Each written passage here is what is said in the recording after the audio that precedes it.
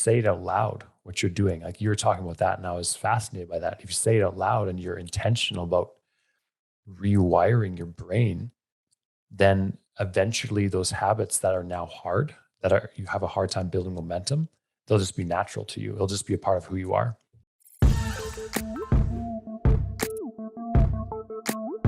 Maybe it might be started now, but you know what's good? A little laughter is good. I think we're live now. There's a little bit of lag again. I always have to say that, but we were just joking around, having some fun. You know what's a good thing to do for your health and fitness? Laugh. Is laugh. Yeah. Smile Share a some little bit. laughter, share some fun. But we are for sure live now. Welcome everyone to our Thursday 1:30, but actually 2 p.m. live conversation. 2:20. We're 2:20. And this is also on our podcast. So at those who can't see us, I'm about to say that Jilisa's being blinded by the sunlight right now, and she looks like a ghost. Yeah. The way I have my computer set up is like right by the window, and it's so bright, so I look like I'm glowing. I look radioactive. Okay, let's do this. Today, we're talking about how you get healthy habits or positive habits to stick in your life. Now, if you've tuned in to the past couple of conversations, you're going to start to notice a common theme that getting fitness results, whether it's losing weight, gaining muscle, changing your lifestyle, comes down to just building small habits into routines and making them a part of your life, which then changes how you interact with food and exercise. And that internal change gives you that byproduct of weight loss, strength gain, but you can keep it. So today we're talking about how you keep those habits going. And I know Tom, you had some good points on this, so I'll let you take off here. Yeah.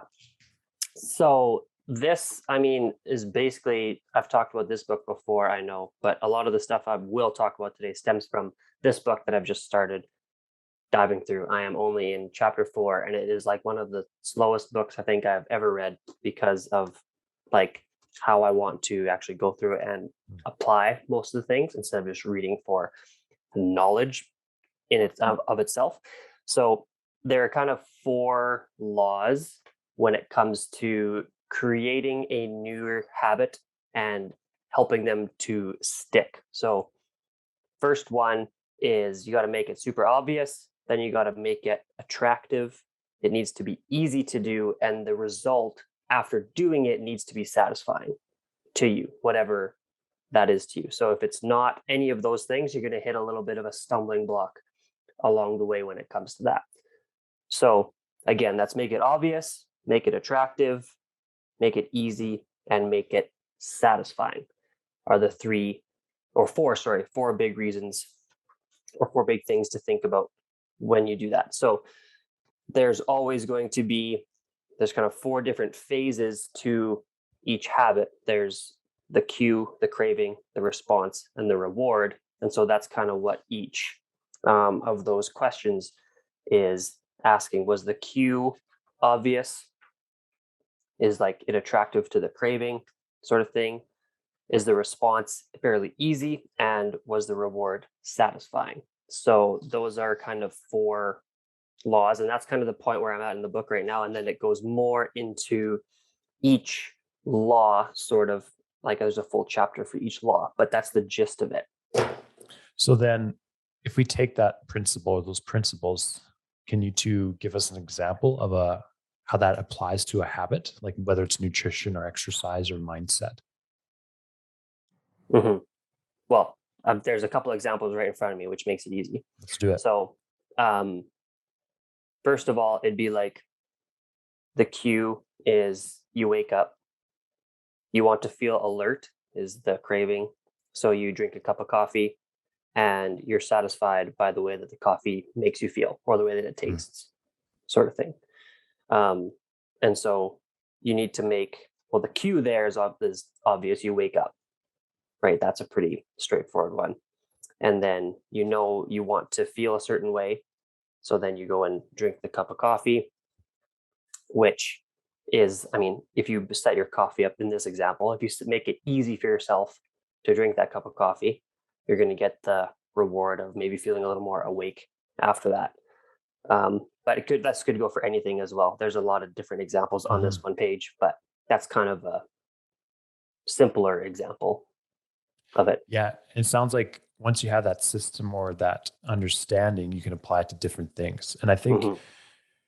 like working with a lot of clients over the years, all three of us, probably well over, I don't know, 300 plus, we've noticed that we tend to search out the quick fix, the thing that is advertised and glamorized everywhere. And not to say that any of these are bad, but it's a quick fix type of thing. And often, and it kind of goes into the saying, walk before you run, right? So even someone who is unable to stay consistent with the small habits in their daily life, maybe it's not the best time to add all these really overwhelming habits in their life, right? Maybe you shouldn't be restricting all this food. Maybe you shouldn't be aiming to work out 6 days a week. Maybe you shouldn't be aiming to drink 4 liters of water in a day, because that's Mhm. not that. If you're not consistent in these other habits in your life, because it's transferable, it's a transferable self discipline. So if you don't make your bed in the morning, I mean, it sounds silly, but start there, because how you do anything is how you do everything. And once you develop that mindset, because that's the name of the group, is mindset, fitness, and nutrition, it all starts between the ears. And once you become consistent and you understand that you can apply these things in different areas of life, then you start to build the momentum. And you're going to touch on something there, Jilisa. Was I? I think you were starting to talk. My bad if not. I'm sure you have a lot to add though. Yeah, well, everything, I mean, like you said, the principles are the same regardless of what kind of habit you're going to implement. Um, Everything that Tom touched on and that you were saying is true, regardless of if you're focusing on mindset, nutrition, or fitness. And I think, I mean, the number one thing that I would say that I see with clients and that I've learned over time as a coach too, which is not something I always did in the beginning, was like when you're just starting to make change, those first few habits that you apply to your life have to almost be like stupidly easy, because you want to build that confidence and you want to know that, like, okay, yes, I am capable of this. And if you do too much too fast, or if you're like, your first habit is like, I don't know, I'm gonna cut out all carbohydrates and sugars or something like extreme, it's just gonna get pretty overwhelming pretty quick. And it's easy to feel discouraged then. So I think, yeah, one of the biggest takeaways in terms of building habits for me and for our clients, and I think we all probably do this, is just making sure that those first few habits, when we talk about habit stacking, the first few, the bottom layer has to be like the easiest things. And then once we know we can nail that kind of stuff, adding on layers and layers of like maybe more challenging or more complex habits once we know that our foundation is strong. Um, so I think that applies in all areas of coaching and habit change. Yeah, I was going to touch on what you meant when you brought up habit stacking. That was where I was going to take this next. So, like when you start something new, it can be really hard, especially if it's not automatic. I think Matt, you made a post the other day saying like almost 95% of the things that we do on a day-to-day basis are automatic, and that's just our brain's way of being as efficient as it possibly can. It doesn't Mhm. want to spend a ton of energy doing hard things. So if you have a habit that you always do, like all the time, and you're trying to start something new, it can be really beneficial to habit stack something new and pair it with something that you're Mm. already doing very consistently. So for myself, when I was starting on some of the mindset habits, it was I brew a cup of coffee every single morning, and my morning minute was while my cup of coffee was brewing. So it was like the coffee almost became the cue to do my morning minute, and then it kind of like became a Yeah. habit sort of thing. Yeah. I feel like we could tie a lot of habits to coffee, because I feel like that's one thing everybody does, regardless of what's happening in life. It's like, I'm going to do my habit because I have my coffee and that's a guarantee. So I can do this. Yeah. Well, my evening minute is tied to brushing my teeth. So maybe that's a good one. Maybe that's a better example too. It's good to Okay. know that every night too. Yeah, that's true. And Yeah. yeah, it goes into that momentum versus motivation piece. I Mhm. think coming into the holidays, especially, right? Like we tend to wait for January when in reality it's a new year, yes, but who says you have to wait till January? Is everyone so motivated on that time? Because they want a new year. Well, tomorrow is a new day, right? The next hour is a new hour. Like you have the opportunity to start something small. And instead of waiting for motivation, because motivation can be helpful, but if you're relying on it, that's why you see so many people fail to go through or to fulfill their New Year's resolution. What you should do instead is what's really beneficial is build momentum, right? So if you even, like as part of a coaching program, we have a compliance tracker that everyone checks off and you can see there's a color pattern. You can see it getting more and more green. And that builds momentum. Our brains are wired to like to check things off. And then when we check things off, and this is what we were talking about this morning too, Tom, is it rewires your brain when you, even if you say it out loud, what you're doing, like you were talking about that. And I was fascinated by that. If you say it out loud and you're intentional about rewiring your brain, then eventually those habits that are now hard, that are, you have a hard time building momentum, they'll just be natural to you. It'll just be a part of who you are. Yeah. It was basically like, I know you're gonna maybe feel silly like saying things out loud, but there was in this, I think it was from this book again, but they said that in Japan, their railway systems are extremely efficient and safe. And it's because their conductors point at things and say the things that they are about to do. So if it's like if you're thinking about this like on from a railway guy's perspective or whatever, it'd be like he points to a sign that's like telling them that the stop is coming up. He's like, stop is coming, slow down. Like they just point and say it. Yeah. And so that helps bring like what you're doing into consciousness. And when you're conscious of the things you're doing and it's not necessarily so automatic anymore, then like for them it was more safe and efficient. And when you come to like the words you say, I would need to go find the actual study again and the exact numbers, but it was close to this. It was about the negative things you say inside your head versus outside your head, and the positive things you say inside versus outside your head. So it was like if you say something positive, well, something negative, sorry, is 13 times more powerful than something positive. And Wow. speaking it out loud is 70 times more powerful than if you keep it in your head. So if you say something negative out loud, that is the most powerful thing that you can say. And that is what takes over your whole mindset. So we need to try to, well, you obviously replace as many negative thoughts with powerful thoughts as we can, but also speak them and just, I guess, be careful of what you speak out there. Not be careful, but just be aware that when you speak negative things, it is way more powerful than any positive thing you could say verbally or inside your head. I feel like that goes to like that thing that everybody's mom tells them. If you don't got nothing good to say, don't say it. Right? True. They probably all know it's science, I'm sure. Well, and that's the thing is if we look at it, if you were to talk to another person as you talk to yourself, like face to face, you wouldn't do that, right? You wouldn't tell the person you can't do that.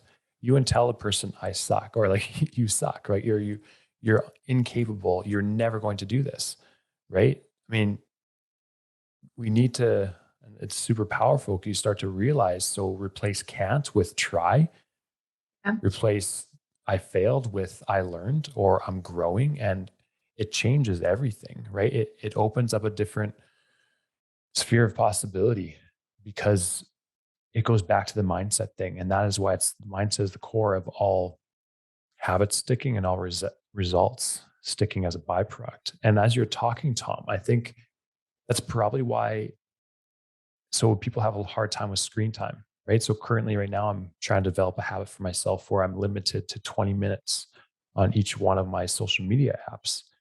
And what happens is my phone, once I reach the limit, I have to say ignore.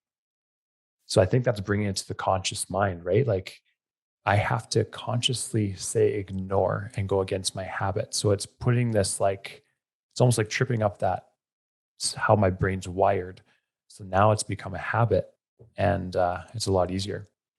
And if you were to say, like, actually say, like, ignore out loud, like, to yourself, Yeah. you'd be like, oh man, like, then that really brings it to consciousness. And you're like, hold on a second. Why did I want to start like limiting my screen time to begin with? Mhm. Yeah. And like, you always talk about tying it to why you do anything. And I think that's what, like, to make any habit stick, that's a big thing too. It's trying to like bring it back to, I said I wanted to do these habits, but why? What's Mhm. the end, or what's the reason behind it? Yeah. I think to tie it into, and maybe this, I feel like this is still on track, but just again with like that habit of adding in positivity and how impactful that can be for like the last years, I guess. As a gym, we've been doing like Bright Spot Friday to try and encourage people to talk about and think about what's gone well in their week. And while that's like over social media, it's still such a good practice to do that and to think like, even if you had a crappy week, let's think about what was the highlight of it. Because regardless, you're still going to have at least one moment where you're like, yeah, that was, I felt good in that moment, or I really enjoyed that, or I'm proud of that, or something like that. And that gets other people thinking. And it's funny too, like you'll notice it's almost like guaranteed the people who are most consistent in commenting on that and adding their bright spots are the people who are like crushing their goals too. It's wild to see like those that consistently talk about the good things in their life are the ones who are like really making change. And I think like the correlation there is like, I don't know the exact science, but it's there, right? And I think even if to give a takeaway, if we're encouraging people to form healthy habits, to start doing that in some form, whether that's like writing down a thankfulness practice or having like an accountability person where every day at some point you're going to like leave them a voice memo so you can speak it out loud saying like, this is something positive that happened today, or whatever that might be. It could be your spouse, it could be your kid, it could be you looking at yourself in the mirror saying these things, or while you're driving in the car, or whatever it might be. I think that habit is just, it's like priceless. It's such a good one. Absolutely. Yeah. And And it's I think easy. it's easy to do, but it's difficult. Yeah. It's because you're rewiring your whole system. Because if you here's an exercise, a very humbling exercise. I want you, like whoever's listening, have a piece of paper or use your phone, count how many times you verbally say something negative, like can't, won't, or all these different things. And the next day, count how many times you say something positive. And that doesn't Mhm. mean we have to be unrealistic. We have to be honest about where we are, and we can't just be positive all the time. But it really does come into play when you're developing habits and seeing them through and believing that you're going to reach your goals. So why limit yourself before you even start? So say why I can't do this even before you tried. Well, you're guaranteeing you're not going to, right? Is it Mhm. Henry Ford? Whether you say you can or can't, you're right. Yeah. Oh, I don't know who it is, but that's a good saying. Yeah. Yeah.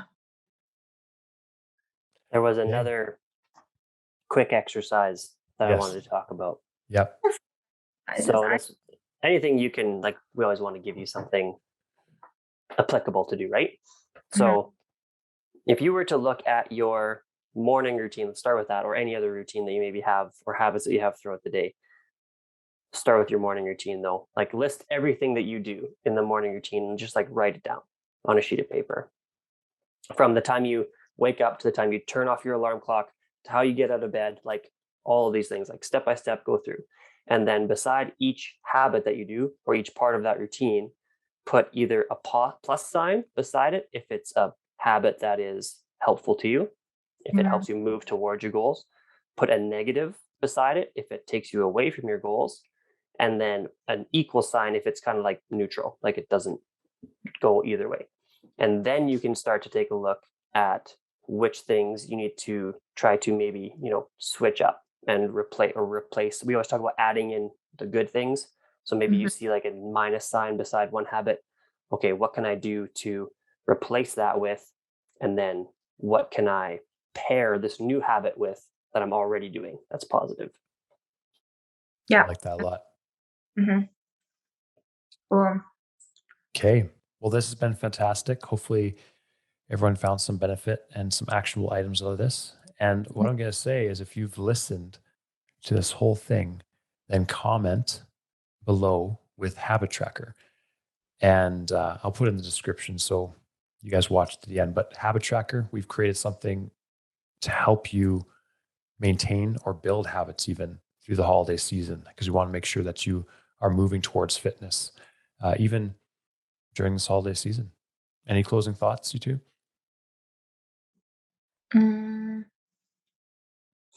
No. Okay.